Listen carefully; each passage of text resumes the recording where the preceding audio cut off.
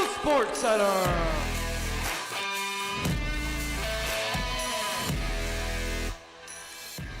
Good evening, everyone, and welcome to another episode of Colonial Sports Center. I'm Kevin Plaucha. Joining me is Cameron Macariola.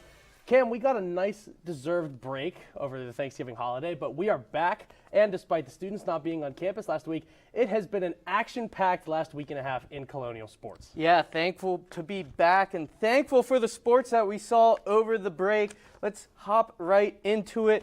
The conference play for the Horizon League basketball season has begun, and the Colonials traveled to Cleveland State to start their season. Let's take a look at how they fared against the Vikings. Here we go, Colonials versus Vikings, and we start off in the first quarter. Simone Morris gets the ball outside the arc and hits a three to cut down the lead to 1, but Cleveland State would slowly extend their lead, but the Colonials would still be there to crawl back as Natalie Johnson hits this buzzer beater. Moving on, second quarter, Carmen Villalobos sends it to Sarah Guerrero after a weird play and hits the three to put the Vikings up 9. Take a look at that three-pointer from beyond the arc. Later, third quarter, we have Simone Morris on this fast break, gets the lane and lays in. Colonials, the lead is slowly expanding for the Vikings, but they would still keep it close as much as they could try. Take a look here, down 22 points, but Odell with a three of her own. But Colby Maples would hit a three of her own to put the Vikings up 20 and seal the deal for this game. After a lot of weird plays going towards the back court, you see there she gets the three and hits it and sends the Colonials home down 72-59. Cam, you mentioned Horizon League conference play being in action. Last night, the men's basketball team was also in action as they traveled to Highland Heights, Kentucky to take on the Northern Kentucky Norse for their first Horizon League action of the season. It's been rough sledding for RMU against the Norse lately as they've averaged just over 57 points in each of the last 3 meetings. Let's see what happened in the Bluegrass State. Early in the first half, Colonials down 2, so nice give-and-go action here by the Norse as Michael Bradley finds Kian Itijere, who slams it home. Early statement from NKU. Later on, Colonials down 8. Alvaro Folgueras finds Josh Corbin, but he's going to lose the handle. It's 2-on-1 for NKU as Marcus Warwick goes all the way. RMU down 10. Moving on, final seconds of the first half. RMU trying to chip away at the deficit. Justice Williams finds Josh Corbin, who gets a wide-open three, and he buries it. A big three cuts the halftime deficit to just 6. Second half now, early second half. NKU lead just 2. Josh Corbin, long 2 to tie. It's a miss. How about this rebound by Trey James? 2 defenders. Alfredo Boglio finds Chris Ford, and it's bully ball time. He lays it in and ties the game. A couple minutes later, NKU up 5. Warwick passes inside to LJ Wells, who finds Michael Bradley for the 3. Bang! Justice Williams was just a hair late on the coverage, and Bradley makes him pay. Norris up 10 now. They ended the night shooting a mammoth 60% from the floor. Some good defense from the Colonials early in the shot clock, but these are the plays that just are backbreakers for the Colonials. Warwick finds a wide open Sam Vinson, who drains it and extends the lead to 13. Colonials just unable to chip away at the NKU lead. Josh Corbin now with the ball. He's going to try a desperation logo 3. No good. Nice board, though, by Jackson Last. Justice Williams, he's wide open for a 3. He misses 2. That was the story of the night. RMU 4 for 22 from beyond the arc. Here's your exclamation point. Warwick, Vincent, highlight reel jam to ice it. Colonials fall 77-59. Marquise Hastings finished with 14 for RMU. A monster game from Marquez Warwick, who finished with 25. Now, Cam, moving on back to the women's basketball team as they traveled to Lewisburg, PA to take on the Bucknell Bison. This was the first matchup ever between the two teams in this in-state non-conference matchup. Let's see how the Colonials fared in this non-conference game. The Colonials would fall by a score of 68-54. 3 players finished in double figures for the Colonials. Both Simone Morris and freshman Madison Odell finished with 13 points, but it was not enough to overcome Emma Theodorson. The Moon Township native put up 26 points, including 10 for 12 from the free throw line. Yeah, tough outing for the Colonials. Couldn't get their lucky sales on at Black Friday shopping, but you know what happens at Black Friday shopping? Some fisticuffs, and there was a brouhaha, as some would say, at a scuffle at the UPMC Event Center as Jacksonville State and Robert Morris got in a big old brawl. Kevin, tell me what happened. Yeah. This was one of the most interesting things to happen at the UPMC Event Center when none of the students were here. Just a big scuffle going on. This starts with TJ Wainwright getting bumped into by Robert McCray V after a 6-0 run by RMU. And you can see, Cam, just this scuffle that ensues. Players trying to hold everyone back, but as you'll see, Marquise Hastings there, he comes over the top of head coach Andy Toole and slaps at someone. Just as the melee was starting to subside, it starts again. Yeah, that was pretty intense. Emotions were high. Colonials were running on a 6-0 run right there, and then it all just broke down. Even the score tables broke down as the fight went over there, and then later on it kind of went underneath the bleachers. People didn't get to see what happened. They went underneath. Jacksonville went to the wrong locker room maybe, and then stuff underneath that was unseen. It was more pretty crazy. Fights. Yeah, it was pretty crazy just trying to piece it together on social media what was going on, because none of the students were there. They were all home for break, but this resulted, Marquise Hastings got a 1-game suspension, and the end result was 5-on-5 hoops. The benches were cleared, but the coaches stayed. Cam, this got a lot of national attention. I know CBS Sports posted it on Twitter, but just a lot of national attention and a crazy scene at the event center. Could have gotten a lot worse because some of the Colonials were in foul trouble. So both benches ejected, no subs for the rest of the game. It was weird. The one guy that got suspended was let to stay in the game, didn't get kicked out. I don't know how that works out. But ended up getting a 1-game suspension. I believe that was from the Horizon League. Yes. And the Colonials would end up losing that game. I believe it was 74-65. So yep. Tough night, and it was a scrappy game, but the Colonials ended up in the loss column. Now, transitioning to the next game after Jacksonville, Sunday's game, the final of the Urban Bennett Memorial Classic multi-team event, which was hosted at the UPMC Event Center. RMU took on the Fairleigh Dickinson Knights. Now, if you're a college basketball follower, you would know that FDU were the ones who upset 1-seed Purdue in last year's March Madness tournament. Now, it's a reloaded Knights roster, but still a big game for RMU, and they would have to do it without Marquise Hastings, who was serving his 1-game suspension. Kicking things off in the first half, first possession for the Colonials, they look to get things going offensively. Justice Williams is going to find Josh Corbin, who drains an in-rhythm 3. Now, you'll see the Josh Corbin 3-point counter at the top left of your screen. We're in for a good ride with Josh Corbin as we take you through all of his threes. Josh Corbin gets a nice screen there from Stephon Walker, his second 3.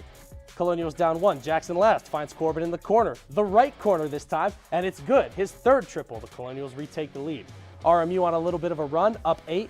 Fulgaris is going to find Corbin in the left corner, and he, of course, drains it. Colonials now up 9. Late first half, Corbin, step back 3, bang, in his bag in the first half with 5 made threes. Colonials led by 7 at the break. RMU up 10. Corbin one-on-one with Devontae Jameson, no problem. His 6th 3. How could he top it? With this. Jamil Morris in the spin cycle. Corbin spins, steps back. He's out of his mind. 7 threes for Corbin, a career high. He finished with 34 points, also a career high. Now, despite this onslaught, FDU was still fighting. Sean Moore hits a 3 there, and you're going to see a lot more of Moore. A layup by Sean Moore. He drives the lane on Corbin, and he actually gets his own rebound and cuts the deficit to 10. RMU up just 8 now. An offensive rebound by Haru Blegan, who finds, who else? Sean Moore. His 3 is good. A 5-point game all of a sudden. Colonials forced to call timeout. Corbin at the line now, trying to ice the game, and he will do just that. Corbin, a perfect 11 for 11 from the charity stripe. RMU rides his monster game to a 97-86 win over FDU. Yeah, that's a big performance by Josh Corbin, and you could see they kind of need those performances more often, as he went yesterday at NKU, just 3 for 12 from beyond the arc, and that really sways the team in those outings. But what's coming up next? Football season has ended, but they have some big news for you, so stay tuned and find out what that is on Colonial Sports Center.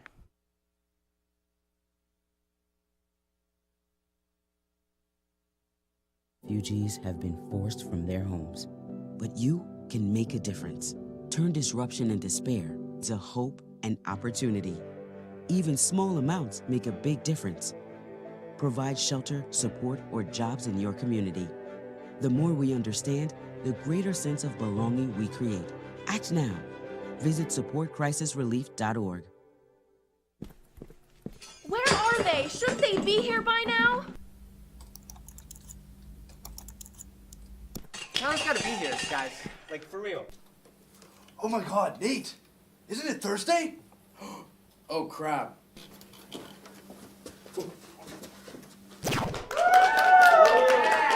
Finally! Finally here. Let's go!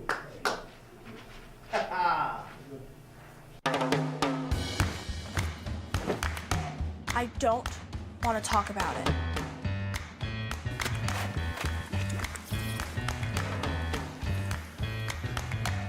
I don't want to talk about it.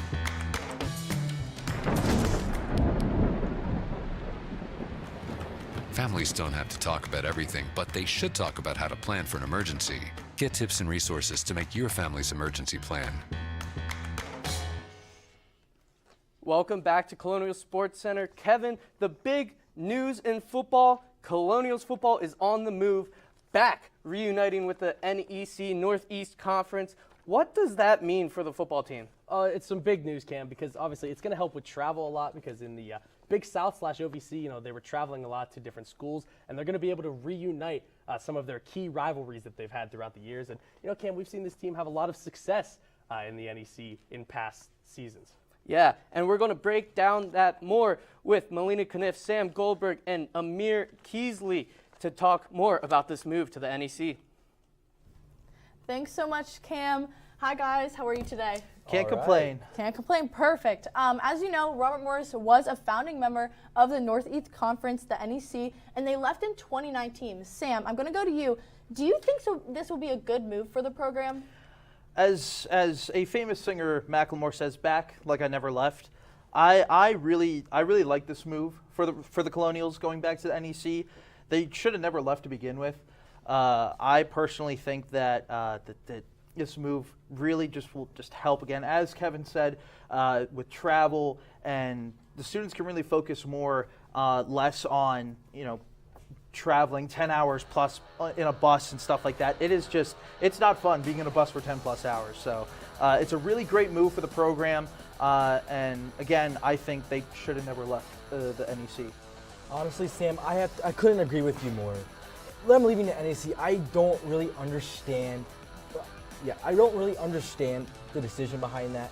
And I just personally feel like them moving down to the Big South, OVC, I don't understand the motive behind that. Like, playing Charleston Southern and teams like that, it just doesn't fit in having to travel those long hours like you stated. I don't see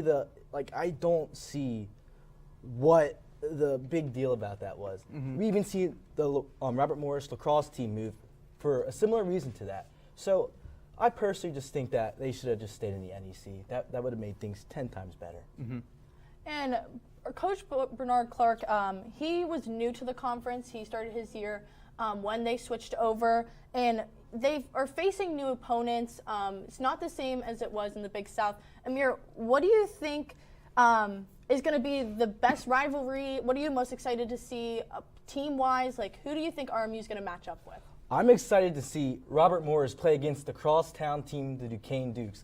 The Duquesne Dukes have a 10-4 record over the Colonials, and I would like to see the Colonials go out there and get a win back over Duquesne. That would be my number one thing I would want to see come from the program next year when they enter the NEC. I couldn't agree with you more right there on Duquesne, and it reunites that rivalry that needs to be there, because Duquesne and Robert Morris, they're so close, but yet they just don't play each other. And then now this move back to the NEC reunites that crosstown rivalry. And speaking of rivalry, one team that I really look forward to seeing Robert Morris play every year now, St. Francis. It was a absolute thriller in their first night game in a while, beating the Red Flash 31-21. We saw students storm the field after getting their first win after going 0-11 last season.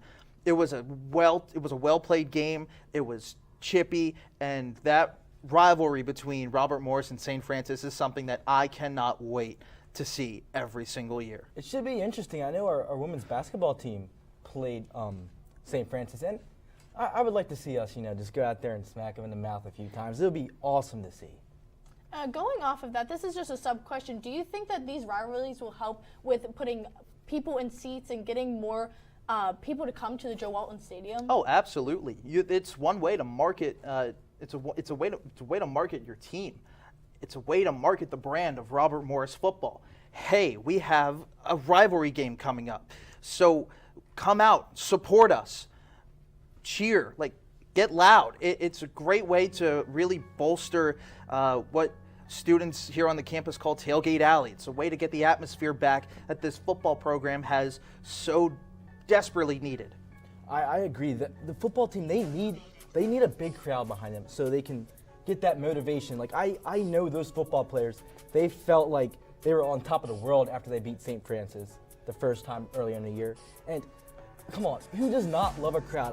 I remember at a volleyball game earlier this year, the basketball team showed up and they got loud, and that propelled the volleyball team to win. So if we can get people in the seats, just as long as we get people in the seats, I think the team will be fine. And also another point too, Robert Morris also has 2 straight wins now over St. Francis. So that just adds another step to that rivalry that St. Francis is gonna want.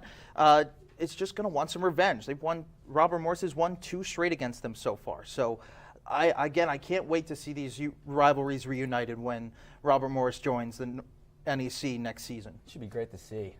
And, talking about this, RMU in the Big South didn't really have a lot of success. Sam, I'm going to go to you. Do you expect to see immediate success in RMU, or do you see them slowly progressing back? What do you think is going to be their success? So let me break down some numbers here for you. While the move is great for the Northeast Conference, however, Robert Morris really hasn't played a good brand of football. 2019, don't get me wrong, was a fantastic year. 6-1 in conference play, 7-5 overall. Head coach Bernard Clark, one coach of the year. But when you look at the numbers, their last season where they were at 500 in conference play, 2013 when they went 3-3, and then in 2010 was the first year that they were over 500 in conference play since 2019, in which they went 6-1 in conference play. So again, will there be immediate success? No. Do I like the core that's returning? Yes. The quarterback room will stay the same next year, hopefully, bearing the transfer portal, as we are in the transfer portal era. And I couldn't agree with you either, Goldberg. I feel like the team, I think they'll come out of the gate slow. They'll start out slow, kind of how they did this season. And as long as they, pick up the momentum going through the season, they should be fine. But barring any transfers this offseason, I think that they should have success down the line. And I also saw that they're playing Utah State next year, which I think will be pretty cool to see, especially here at the Joe, maybe. I think that's where they're playing, but I couldn't be more excited for next year. Yeah, and just touching on the transfer portal too, I think one name that'll really bolster that running back room that I've been keeping an eye on is a guy named Nick Floyd, who's coming from San Antonio. He's a running back, averaged about 7 yards a carry this past season. I feel like if Coach Bernard Clark could bring him into the program, it would be a running back that is so desperately needed in this running back room. I definitely agree. I'm very excited to see where RMU will progress in the NEC. And now that football is over, we're going to toss it to the ice to see men's and women's hockey right after this break.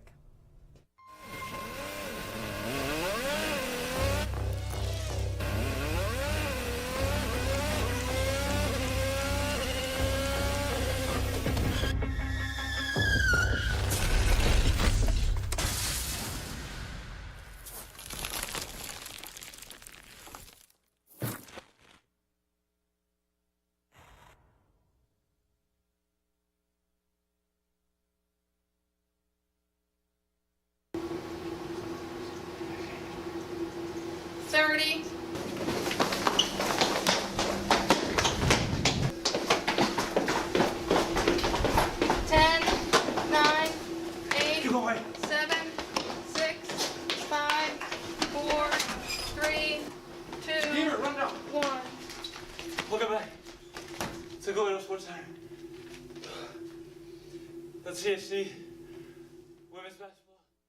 Found my heart out there in the open. Trees make you feel smaller.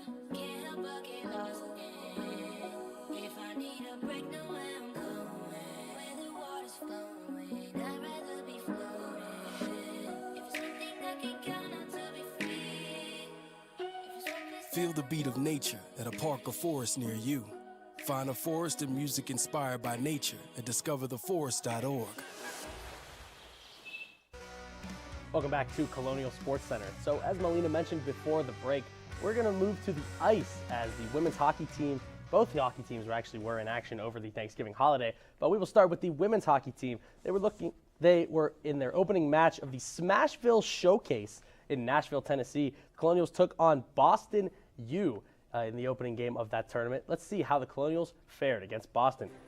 Colonials fell by a score of 3-1. Shaylin Snow would score a goal. Janelle Evans had an assist on that goal. And you can see Emma Gorski charged with the loss in net. She was replaced 16 minutes into the first period after giving up 3 goals. The Colonials would drop the first game of the Smashville Showcase to the Boston University Terriers.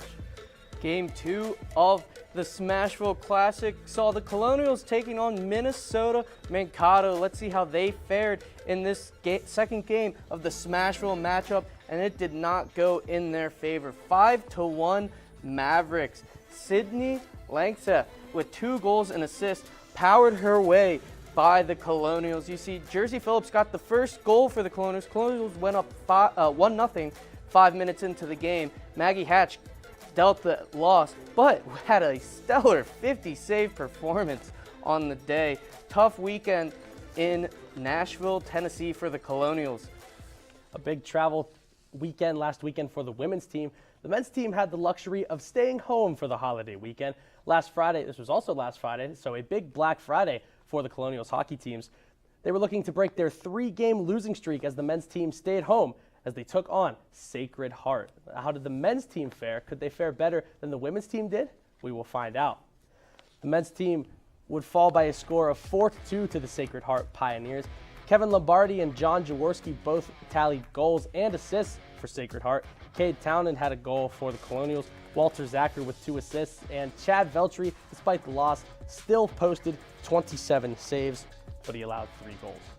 And on Saturday, in the rematch, the Colonials looking to bounce back after that first game. They would go on to drop that game 4-2.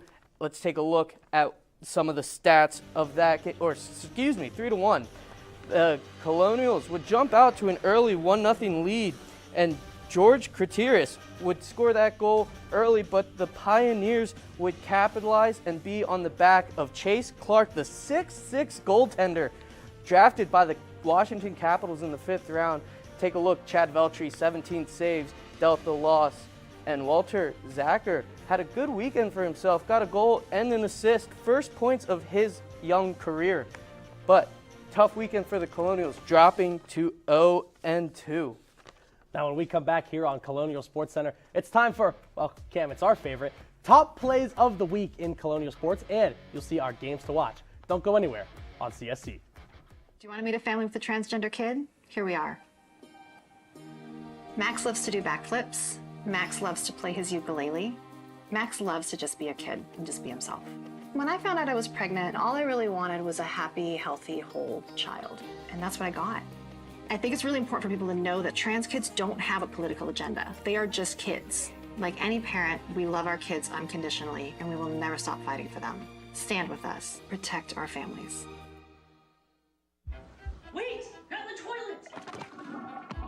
No, don't do that. No. Don't hit your brother! Oh!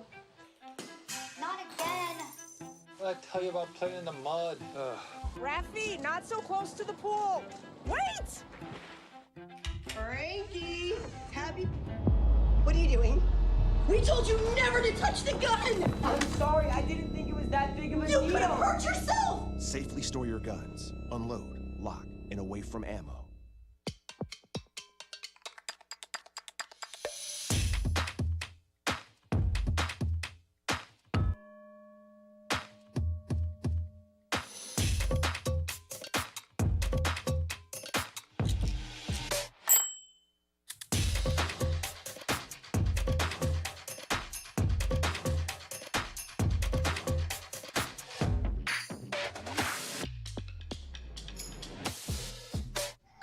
Welcome back to Colonial Sports Center. It's time for everyone's favorite top 5 plays of the week in Colonial Sports. And Cam, you're going to do the honor this week. You're going to start us off.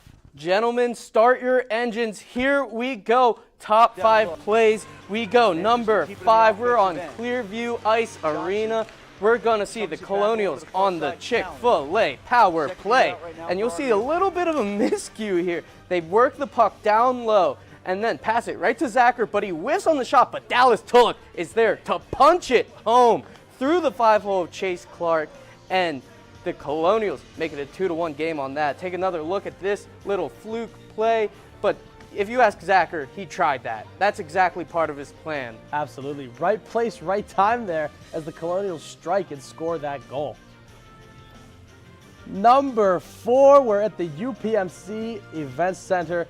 Josh Corbin puts the spin cycle, step back 3, and it's good. That was his 7th 3 of the game. Just an unreal play as he puts the defender in the spin cycle, does a spin of his own. Corbin, a monster game against FDU. Man, got me all woozy from that one. Number 3, we're back on the ice though.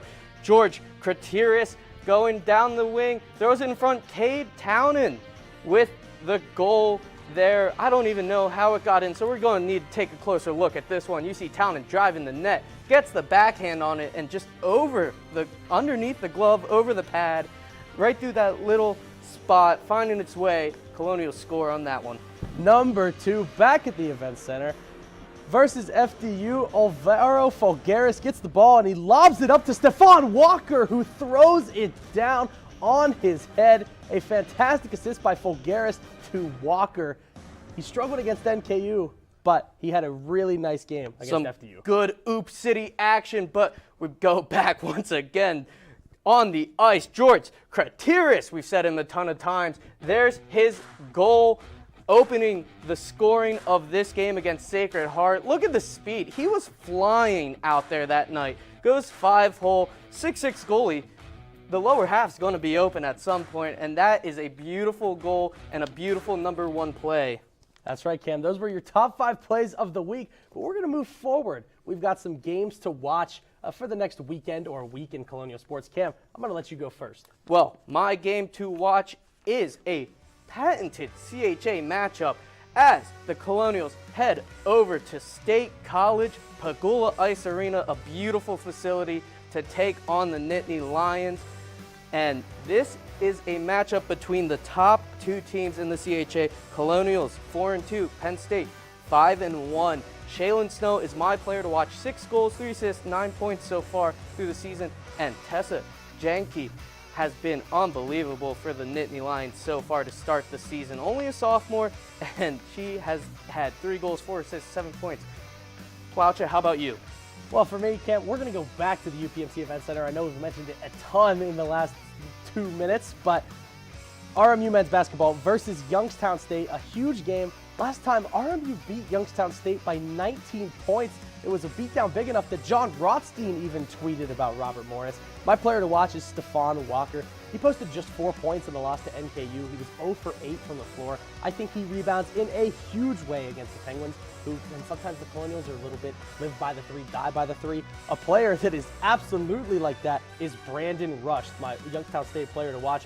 13.3 points per game, over 90% from the free throw line. He's taken nearly double the amount of 3-point attempts as the 2nd highest person on Youngstown State. So I think it'll be a great matchup on Saturday. Now, if you recall way back when to the CSC Mo Madness edition, I said Youngstown State versus Robert Morris here at the Event Center is my number 1 game to watch. After a thriller last season, we'll see if this team can bounce back and pick up a win against the Penguins. Absolutely. Well, for everyone in the RMU-TV studios, I'm Kevin Plotzer. Joining me is Cameron Macariola, but we're going to be saying